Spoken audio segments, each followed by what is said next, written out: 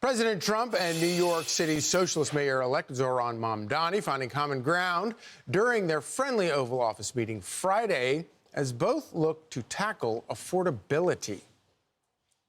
And I found in the meeting that I had with the president a productive one, and a meeting that came back again and again to the central themes of the campaign that we ran: the cost of housing, cost of childcare, the cost of groceries, the cost of utilities. I am confident of the two of us working together to deliver on this agenda and ensure that finally, and this goes back to just that portrait of FDR, we look at what politics has been in the past. It has been there in the moments of such transformation, meeting the scale of the crisis. We can do that again. Our next guest ran for both president and mayor of New York City, so he knows how important this relationship will be. Andrew Yang is the CEO of Noble Mobile, and he joins us now. Great to see you this morning, Andrew. So that was quite a kumbaya moment there, but I have to say, you know, when you consider the diametrically opposed political views of Mamdani and Trump, how do they move forward together on the issue of affordability? That's what we all want to find out together, Charlie. I was as pleasantly surprised / shocked as anyone that the two of them got on so seamlessly. I will say I've met with Zohran Mamdani, and he's a very likable guy. If you meet him in person, he seems very positive, pragmatic, open, agreeable, intellectually curious and inquisitive. And so on that level, I'm not surprised they got along. Right. But like you said, they seem like they're approaching a lot of issues from opposite ends of the spectrum. As a New Yorker, I hope that they stay copacetic, because it would be very, very good for the city. As you suggest, the president could do a lot to help.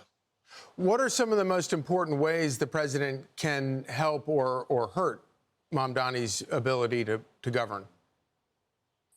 Well, I think Zohran at one point said his job is to help the people of New York, and he wants to work with anyone who can help make that happen.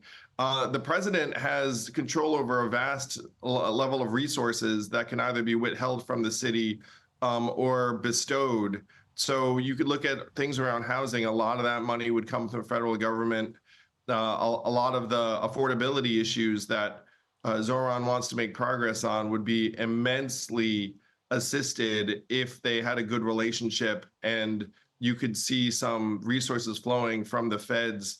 And the opposite is true too. I mean, the president does have the power to make the city's life much worse and more difficult if they're crosswise. What do you think is the lesson here for Democrats going forward? Obviously, Democrats have used President Trump as sort of the boogeyman, and they've done a good job of sort of unifying their own voters in that effort. I don't know how effective that's been. It sounds like you think that it's probably smarter to try to deal with President Trump.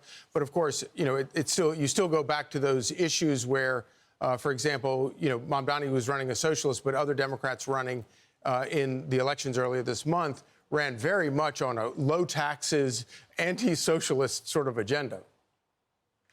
No, I've given this some thought because, as you said, I did run for mayor.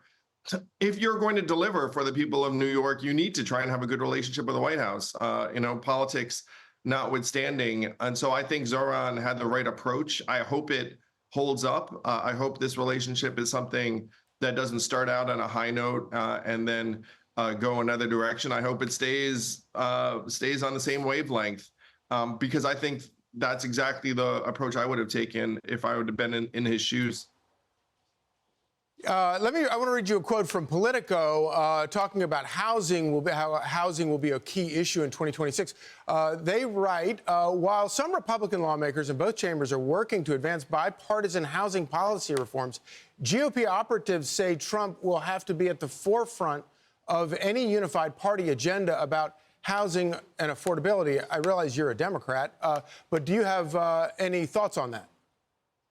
Well, first, I'm not a Democrat. I'm an independent. And second, it surprised nobody that Trump would have to be at the forefront because he's the leader of the party and his leadership style is very much being front and center. But housing's on everyone's minds.